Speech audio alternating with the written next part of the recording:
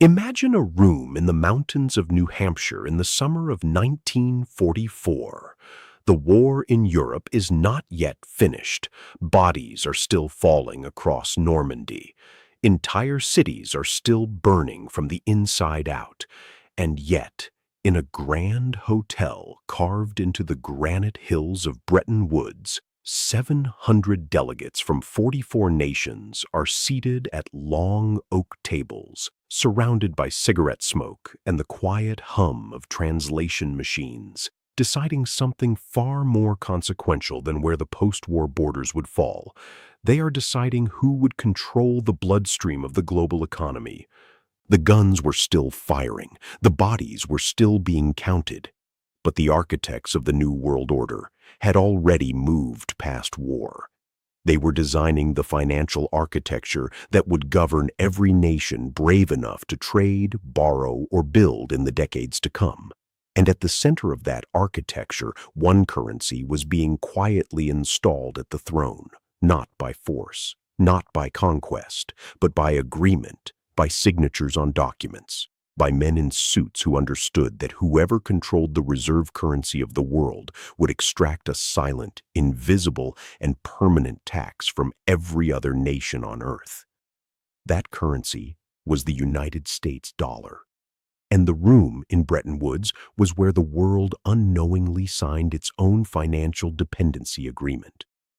But if you follow the documents that survived those 3 weeks in July, if you trace the conversations that happened outside the formal sessions, in hotel corridors and private dining rooms and late-night negotiation suites, a different story begins to emerge. This is not simply a story about the triumph of American economic leadership. It is a story about how one nation positioned itself to become the landlord of global commerce, collecting rent in the form of inflation, dollar dependency, and compulsory trade participation from every nation on earth, whether they understood the terms or not. This is a financial autopsy of the moment the world surrendered its monetary sovereignty and called it progress. The year is 1944. The world is exhausted. 20 years earlier, Europe had watched its economies shatter under the weight of the First World War. Germany had collapsed into hyperinflation so severe that citizens carried currency in wheelbarrows and burned banknotes for heat because the firewood cost more than the paper money could buy. Britain had spent decades propping up the gold standard, sacrificing wages and employment on the altar of currency credibility until the Great Depression finally forced abandonment. France had struggled.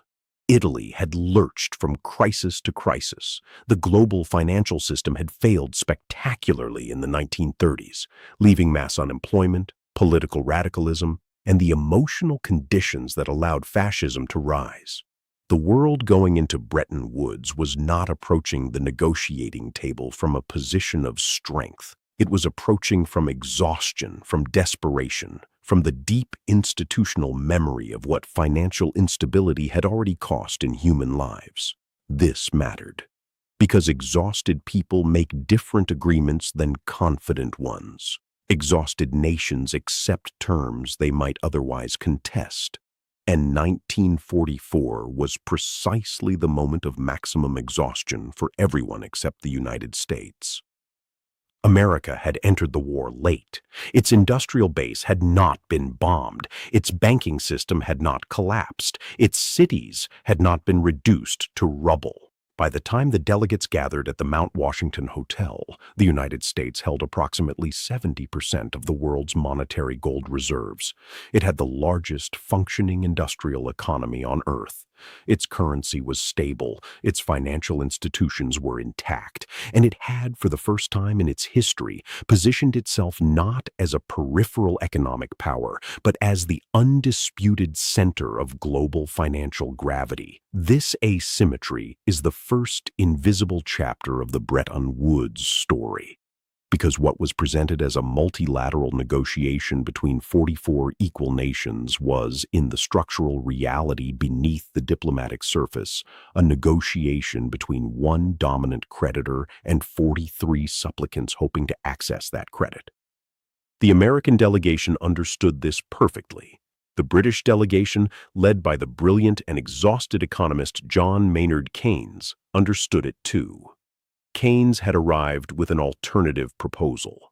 He had spent years developing a plan for a genuinely neutral international currency, something he called the Bancor. This currency would belong to no single nation. It would be administered by a new international clearing bank. Nations running trade surpluses would be penalized for accumulating too much of it. Nations running deficits would be penalized for borrowing too heavily. The system was designed to balance global trade automatically, preventing any single economy from becoming the permanent creditor, extracting wealth from permanent debtors. Keynes understood instinctively what the Americans were proposing. He understood that anchoring the global financial system to the dollar meant anchoring the world to American policy, American inflation, American political decisions, and ultimately American financial interests. He fought for the Bancor with the ferocity of a man who could see several decades ahead and did not like what he saw. But Keynes arrived at Bretton Woods already dying. His heart was failing. His energy was depleted after years of wartime service, and his government, Britain, was arriving at the negotiating table as a debtor nation, dependent on American loans to continue prosecuting the war. Britain's negotiating position was not the position of an equal. It was the position of a nation that needed American money more than America needed British agreement. The Bancor proposal was quietly buried, not with hostility, not with theatrical rejection.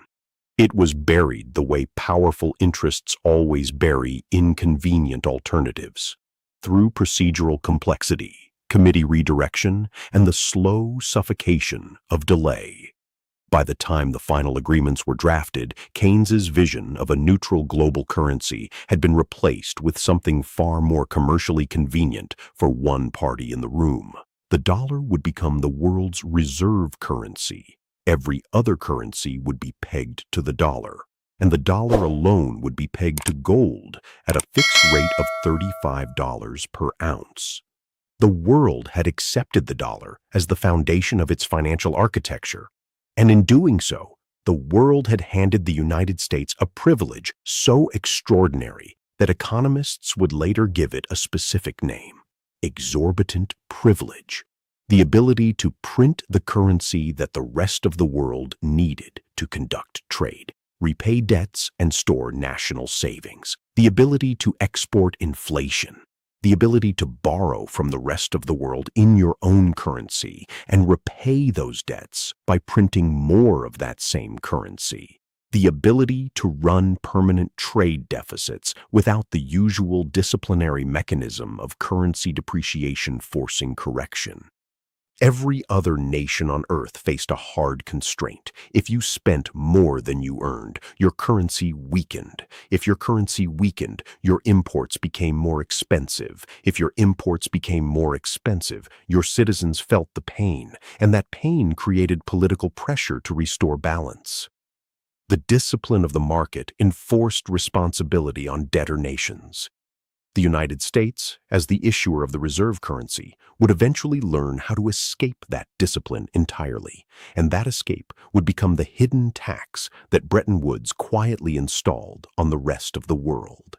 Now consider what this looked like from the perspective of an ordinary person, not a delegate at the Grand Hotel in New Hampshire, not an economist with access to the architectural blueprints of the new system, but a textile merchant in Manchester, or a rice farmer in the Philippines, or a small business owner in Cairo. What did Bretton Woods mean to them? Initially, they could see almost nothing directly. The Bretton Woods system, in its early decades, functioned with a surface-level stability that appeared genuinely beneficial. Nations could trade. Exchange rates were predictable. The dollar's link to gold provided a psychological anchor of credibility.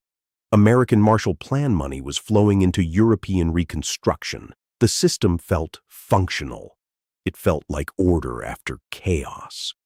The merchant in Manchester did not feel the invisible architecture of reserve currency dependency. He simply watched his export orders recover as European economies stabilized. The rice farmer in the Philippines noticed that commodity prices were quoted in dollars and that American aid money was available for development projects. The business owner in Cairo accessed trade credit denominated in a currency backed by gold. The surface appeared solid. The systemic fragility was buried beneath. This is the behavioral decay that makes financial autopsies so disturbing in retrospect. The people living inside a system that is structurally extractive rarely feel the extraction in the early phase. They feel the benefits. They see growth. They experience stability. The distortion accumulates slowly, invisibly, in institutional structures and monetary relationships that ordinary people have no mechanism to observe directly. By the time the extraction becomes visible, the dependencies have already been built so deeply into everyday economic life that dismantling them is genuinely painful. And that pain is what makes change politically impossible until a crisis finally forces it. At what point does international monetary cooperation become structured financial dependency? At what point does a reserve currency stop being a neutral medium of exchange and become an instrument of systemic wealth transfer? Drop your thoughts in the comments. The phase of expansion lasted roughly from 1945 through the late 1950s. In this period, the Bretton Woods system delivered on its surface promises. Global trade expanded. The International Monetary Fund and the World Bank, the two institutional pillars created by the agreements, provided credit and development financing to nations working to rebuild or industrialize. American dollar reserves flowed outward through military spending, foreign aid, and corporate investment. The world was consuming dollars as fast as America could supply them, and for a time, this looked simply like the engine of global growth humming at full capacity. But beneath this expansion, a structural tension was already building. The Triffin dilemma, identified by economist Robert Triffin in 1960, exposed the mathematical impossibility quietly embedded in the heart of the system. For the world to have enough dollars to conduct global trade, the United States had to run persistent trade deficits, sending more dollars out than goods coming back in. But if the United States ran persistent trade deficits, its gold reserves would gradually drain as foreign central banks accumulated dollars and theoretically retained the right to exchange them for gold at the fixed $35 rate. And if the gold reserves drained far enough, the credibility of the dollar's gold convertibility would collapse. The foundation of the entire system would disappear. The United States faced a choice between two forms of systemic instability: either restrict dollar supply and starve the world of the liquidity it needed to trade, or expand dollar supply and gradually hollow out the gold backing that gave the dollar its foundational credibility. Neither option preserved the system as originally designed. The architecture was structurally contradictory from inception. And the American government predictably chose expansion.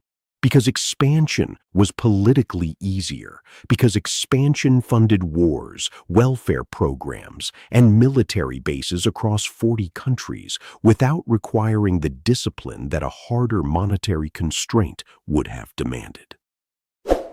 The phase of distortion arrived in the early 1960s and accelerated rapidly through the decade. The United States was financing the Vietnam War, Lyndon Johnson's Great Society social programs, and the maintenance of a global military empire simultaneously, without raising taxes sufficiently to cover the cost. The dollars were being printed, the gold reserves were declining. By 1965, French President Charles de Gaulle, who had understood the extractive architecture of the system from the beginning, began publicly demanding that France's dollar holdings be converted to gold at the fixed rate. He was not simply being difficult. He was exercising a right explicitly embedded in the Bretton Woods Agreement. De Gaulle had something precise to say about what was happening, and he said it with characteristic clarity.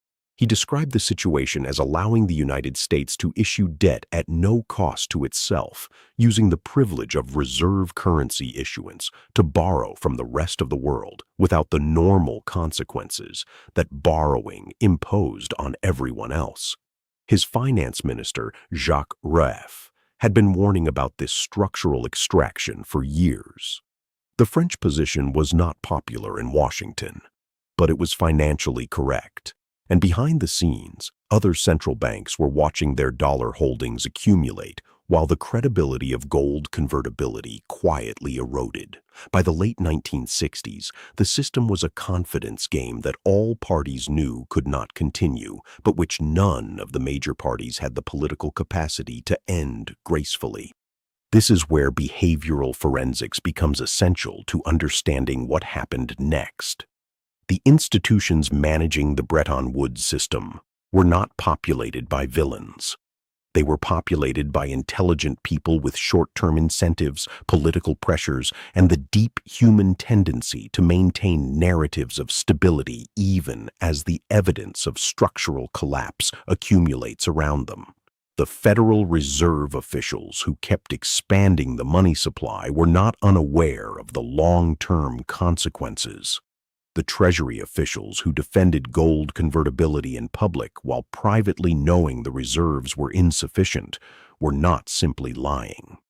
They were doing what institutional actors always do under systemic pressure. They were managing perceptions. They were buying time. They were hoping that some solution would emerge before the contradiction became visible to everyone simultaneously. This is the psychology of systemic fragility in its late-stage expression. The experts know, the insiders know, the private conversations are filled with a clarity that the public messaging carefully obscures. The gap between what is known inside the institution and what is communicated to the public grows wider as the crisis approaches, and ordinary citizens, trusting the public narrative because they have no access to the private one, continue making financial decisions based on assumptions that the people in charge already know to be false. The merchant in Manchester in 1968 was still pricing his exports in dollars, still trusting the stability of the fixed exchange rate system, still holding dollar-denominated financial instruments as stable stores of value. He did not know what Robert McNamara knew or what the heads of the Federal Reserve were discussing privately. He was living inside the public narrative of Bretton Woods stability even as the private reality had already moved far beyond it. The wealth preservation behavior of those with access to private information tells a more honest story about what the system's insiders actually believed. European central banks were converting dollar reserves to gold with increasing urgency through the late 1960s. The London Gold Pool, a mechanism created to defend the $35 gold price, collapsed in 1968 under the weight of redemption pressure it could not absorb. A two-tier gold market was created, a public fiction of maintained price alongside a private market where gold was already trading at its real value. The architecture of the official system and the behavior of the informed participants had diverged completely. The status illusion of Bretton Woods stability was being maintained by institutional agreement not to speak publicly about what everyone in the room already knew privately. This is how systemic trust collapse works in its most sophisticated form. It does not announce itself. It does not produce a visible moment of rupture that allows ordinary people to reposition themselves. It proceeds through a long period of managed decline, during which the people with institutional access gradually exit the positions that are about to lose value, while the public narrative continues assuring everyone else that the system remains sound. By the time the rupture becomes visible, the informed have already moved. The uninformed are holding the assets that are about to reprice. The phase of collapse arrived with a Sunday evening announcement that had been prepared in the deepest secrecy at Camp David over the weekend of August 13th to 15th, 1971. President Richard Nixon appeared on national television and announced that the United States was unilaterally closing the gold window. Effective immediately, foreign central banks would no longer be able to exchange their dollar holdings for American gold. The fixed exchange rate system would be suspended. The foundational promise of Bretton Woods that the dollar was as good as gold was being abandoned without negotiation, without warning, and without the consent of the 43 other nations that had built their monetary systems on the faith of that promise. The world woke up on August 16, 1971, to a financial system that had fundamentally changed overnight. But the people who felt it most were not the American citizens watching Nixon on television. The people who felt it most were in Tokyo, in Frankfurt, in London, in Caracas, in Cairo. They were the foreign holders of dollar reserves who had been promised convertibility and received instead unilateral default. They were the trading nations whose currency pegs had just been severed from their anchor without consultation.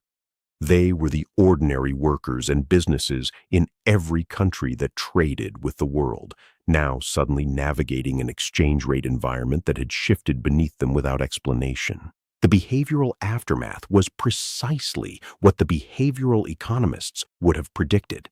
Initial shock, followed by frantic institutional repositioning, followed by a slow normalization in which the new reality was accepted not because it was just or beneficial, but because the alternatives were even more disruptive to contemplate. The dollar remained the world's reserve currency, not because the world had renegotiated a new agreement, not because a new gold backing had been established, but because the dependencies built into global trade over the preceding 25 years were too deep to unwind quickly. The world needed dollars to buy oil. The world needed dollars to service its debts.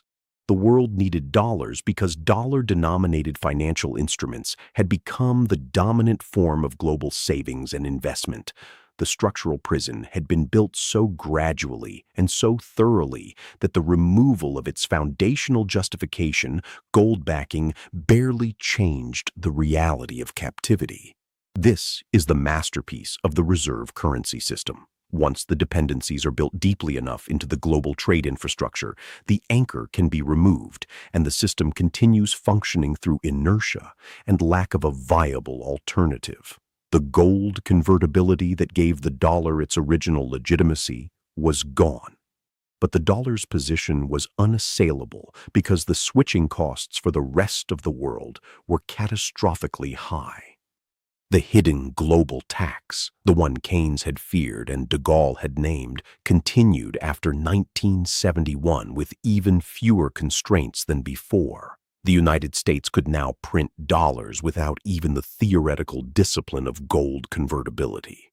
It could export inflation to every nation that held dollar reserves and dollar-denominated assets. When American monetary policy produced inflation, the rest of the world absorbed it through the devaluation of their reserves. When American fiscal policy produced deficits, those deficits were financed by foreign central banks purchasing treasury securities, effectively lending money to the United States at below-market rates because the alternative, destabilizing the reserve currency system, was worse for them than continued participation in it. The consumption theater of American economic dominance ran on this hidden subsidy for decades.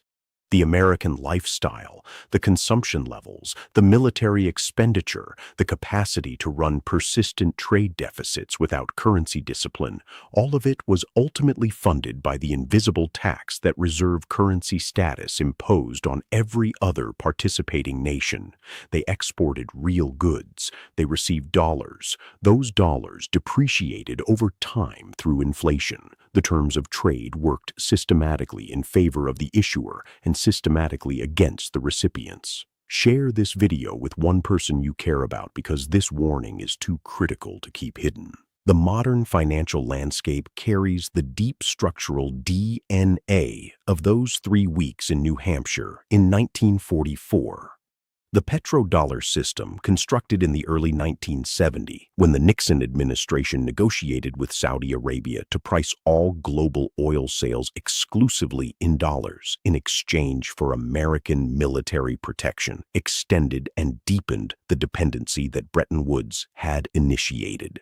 Oil is not merely a commodity. It is the foundational energy input of the industrial economy. By ensuring that every nation on Earth that needed to buy oil had to first acquire dollars to do so, the United States extended its monetary sovereignty into the physical metabolism of global industry. Every oil-importing nation became a structural dollar buyer. Every central bank that wanted stable reserves had to hold dollars. Every nation that borrowed on international markets borrowed in dollars. The invisible architecture of dollar dependency became so deeply embedded in the functioning of the global economy that challenging it became economically equivalent to challenging gravity. The patterns that built this system are not unique to 1944. They recur with remarkable consistency across financial history. The phase of expansion, during which the system delivers genuine benefits and builds structural dependencies simultaneously. The phase of distortion, during which the structural contradictions accumulate while public confidence is maintained through narrative management. The phase of collapse, during which the architecture that was always structurally contradictory finally produces the crisis that insiders had privately anticipated for years while publicly reassuring everyone else. Credit expansion cycles create consumption booms while building debt structures that require continued expansion to remain serviceable. Asset valuations that reflect confidence narratives rather than underlying cash flow reality.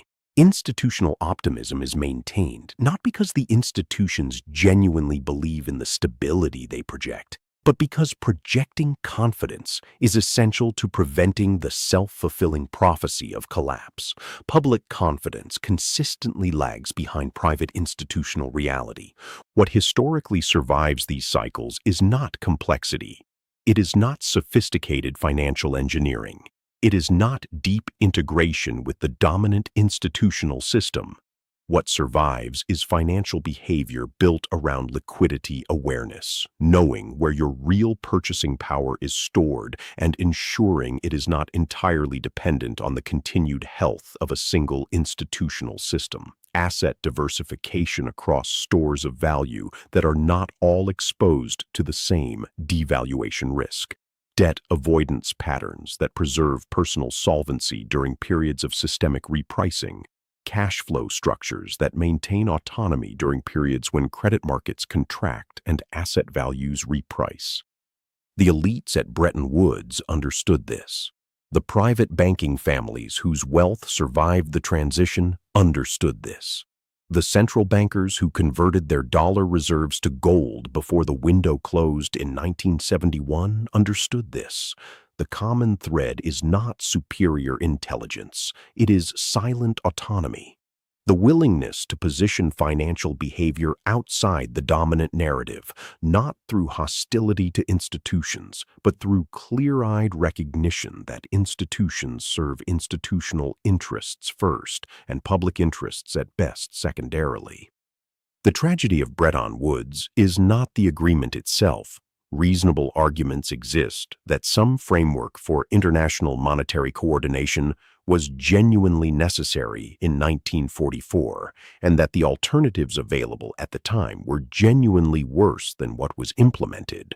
The tragedy is the long subsequent period during which the system's structural extractiveness was visible to experts, discussed in private, protected by institutional interests, and systematically concealed from the ordinary workers, merchants, farmers, and small business owners whose labor and savings and purchasing power were being silently taxed by a monetary architecture they had no way to observe directly.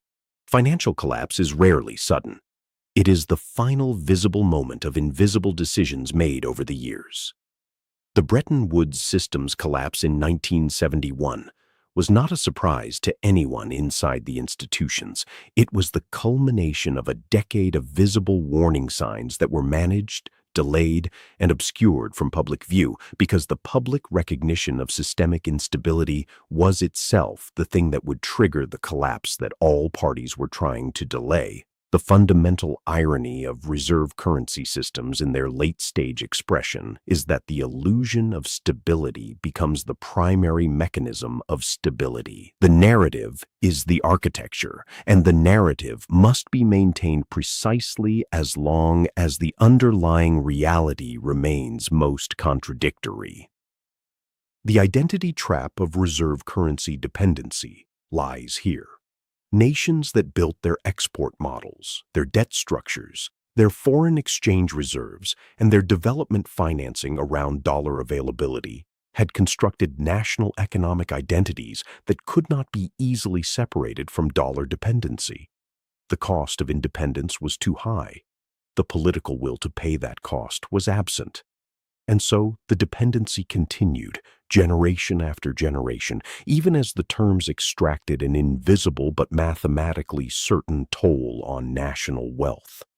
The men in the rooms at Bretton Woods in 1944 were not criminals. They were not monsters. They were rational actors responding to the incentives of their position, serving the interests of their institutions, and making decisions whose long-term structural consequences they may have partially understood and partially could not foresee.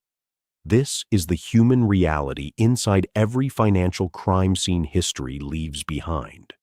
There are rarely pure villains. Some systems align incentives in particular directions, individuals who respond to those incentives rationally from their own perspective, and populations who bear consequences they were never given the information to anticipate or contest. The wealth signals that mattered at Bretton Woods were not the ones visible in the public sessions. They were in the private conversations, the alternative proposals that died in committee, the central bank behavior that diverged from official narrative, the quiet asset repositioning of those who understood what was being built, while ordinary people read newspaper accounts of a new era of international monetary cooperation. By the time the world recognized what had actually been constructed at the Mount Washington Hotel in New Hampshire in the summer of 1944, the architecture was already 30 years deep into every central bank balance sheet, every commodity pricing mechanism, every international debt contract on Earth. The system had made itself structurally irreplaceable, not through superiority, but through ubiquity. And ubiquity, as every careful student of financial history understands, is not the same as soundness.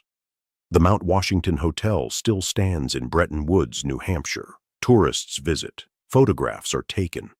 The grand ballroom, where 700 delegates sat in July of 1944, is preserved as a historical landmark. But the most consequential thing that happened inside that building is not marked with any plaque. There is no monument to the nations that arrived with genuine alternatives and left with agreements they could not contest. There is no memorial to the invisible tax that was quietly installed on the world's monetary system while the official narrative described a new era of cooperation and stability. Financial collapse is rarely sudden. It is the final visible moment of invisible decisions made over the years. By the time people recognize the truth, the system has already finished adjusting without them. The tragedy is never the collapse itself. The tragedy is the long period where the warning signs were visible, where alternative arrangements were proposed and buried, where the structural contradictions were known privately and denied publicly, where ordinary people trusted public narratives maintained specifically to prevent them from repositioning before the adjustment arrived. The sovereign archivist documents these moments not to produce despair, but to produce clarity, because the first defense against a system designed to extract without announcement is the ability to see the architecture, to name the mechanism, to understand that what presents itself as neutral financial infrastructure is never fully neutral, that reserve currencies are also power structures, that monetary agreements made between exhausted nations and dominant creditors do not serve all parties equally, regardless of what the official narrative claims. Every financial system leaves behind documents, and the documents, read carefully, always tell a different story than the one the powerful wanted remembered. Subscribe to the Sovereign Archive for more forensic investigations into the historical financial collapses that shaped the world you inherited and never fully understood until now.